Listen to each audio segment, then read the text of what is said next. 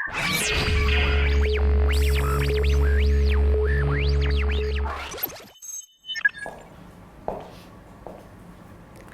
semua, Assalamualaikum warahmatullahi wabarakatuh. Berjumpa lagi dengan saya, Rahma Paramita. Setelah kita mendapatkan pendahuluan tentang TFI dalam intervensi keluarga dan remaja, di workshop 3 ini kita akan memahami lebih lanjut mengenai fase-fase dalam TFI. Video ini akan melanjutkan video sebelumnya mengenai fase dalam TFI. Saya ingatkan kembali, dalam workshop 3 ini bertujuan agar Anda mengetahui dan dapat melakukan fase-fase dalam TFI. Mari kita mulai. Fase dalam TFI terdiri dari fase 1, pelibatan, 2, asesmen keluarga, 3, menciptakan motivasi untuk berubah, 4, intervensi utama keluarga, dan 5, terminasi. Keluarga yang berhasil adalah keluarga yang dapat kembali menemui terapis ketika mereka membutuhkannya. Menjelang akhir intervensi, Anda ingin bisa memberdayakan keluarga dan membantu mereka menentukan, mengkonsolidasikan, dan menggeneralisasi manfaat yang mereka dapat dalam sesi. Sehingga mereka akan mampu menggunakannya dalam situasi yang berbeda tanpa bantuan Anda. Akan mengecewakan apabila kita melihat keluarga kembali menggunakan cara yang lama untuk menyelesaikan masalah mereka. Oleh karenanya, beberapa hal yang penting untuk diperhatikan adalah membantu mereka agar yakin dan percaya diri untuk menggunakan keterampilan baru mereka dalam mengatasi masalah lain, dan bahkan masalah baru yang berpotensi memiliki dampak yang lebih besar bagi keluarga mereka. Pada dasarnya, mereka akan belajar untuk melihat kesamaan pada masalah baru dengan masalah yang lama, dan kemudian dengan percaya diri mengatasinya menggunakan keterampilan baru mereka. Kebanyakan praktisi berharap terjadi terminasi yang mutual, di mana keluarga dan praktisi sama-sama sepakat bahwa ada kemajuan yang telah dibuat dan intervensi tidak lagi diperlukan sehingga sesi dapat diselesaikan. Tipe terminasi mutual seperti ini dapat tercipta sebagai hasil dari proses dan bukan hanya bagian dari satu sesi saja. Dalam sesi-sesi sebelumnya, praktisi perlu menggarisbawahi keterampilan yang telah mereka peroleh dan bagaimana mempersiapkan mereka untuk terminasi sebelum sesi terminasi yang sebenarnya.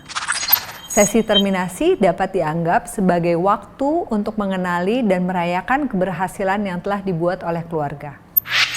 Anda harus secara khusus menekankan sumber kekuatan hubungan dan sosial yang berhasil dikembangkan keluarga dan remaja selama sesi intervensi. Pastikan juga untuk menormalisasi hal-hal yang diidentifikasi sebagai kemunduran, agar tidak menjadi hal yang mengejutkan dan agar keluarga memiliki ide yang jelas tentang bagaimana mengatasi kemunduran tersebut. Kemudian, buatlah keluarga sadar akan sumber daya yang dapat mereka gunakan jika masalah kembali muncul. Ini juga saat yang tepat untuk meminta umpan balik mengenai sesi, apa yang membantu dan tidak membantu mereka. Selain itu, Anda mungkin ingin mempertimbangkan semacam hadiah atau penghargaan sederhana seperti kue sebagai simbol kesuksesan mereka untuk menandai transisi penting ini.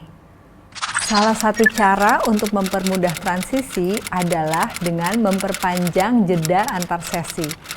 Misalnya dari 1 minggu sekali, kemudian 2 minggu sekali, dan akhirnya sebulan sekali sebelum terminasi benar-benar dilakukan. Pemutusan bertahap ini berfungsi untuk mengurangi masalah ketergantungan sambil tetap memberikan dukungan. Kadang-kadang praktisi mengusulkan agar dilakukan terminasi meski sebaliknya keluarga tidak menginginkannya. Ini bisa saja terjadi. Misalnya, jika Anda memutuskan untuk pindah, mengambil pekerjaan lain, melanjutkan pendidikan, atau pensiun. Ini juga mungkin terjadi jika keluarga menjadi tergantung pada sesi intervensi dengan Anda dan mereka tidak ingin melihatnya berakhir. Atau mungkin Anda tidak melihat keluarga menindaklanjuti aktivitas tugas dan atau masalah ketidakpatuhan lainnya.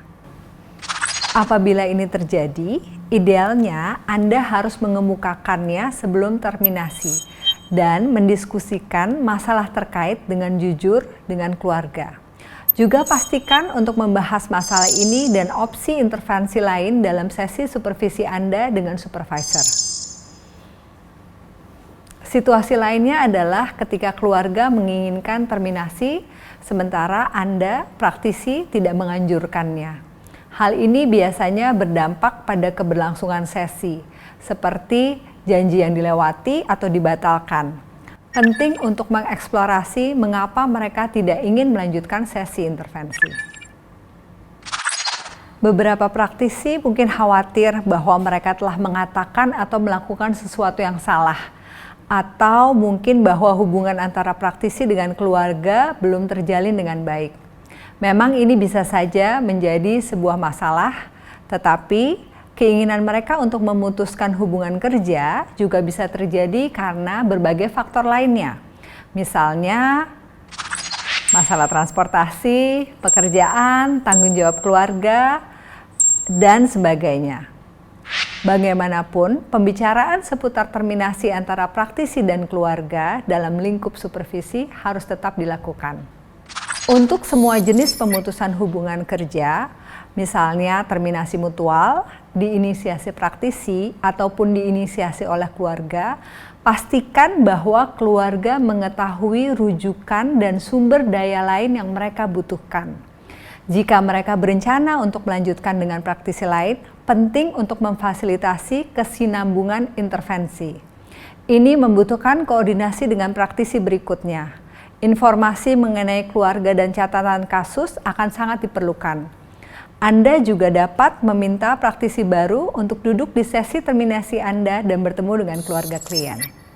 Untuk memperdalam pemahaman mengenai proses terminasi ini, kami sudah menyediakan beberapa contoh pernyataan spesifik yang akan mendukung proses terminasi. Kalau sudah memahami, silakan lanjutkan dengan tugas yang ada di Google Classroom Anda dan perhatikan tenggat waktunya. Sehingga pada saat sesi online Anda sudah mendapatkan pemahaman yang memadai dan siap berdiskusi bersama.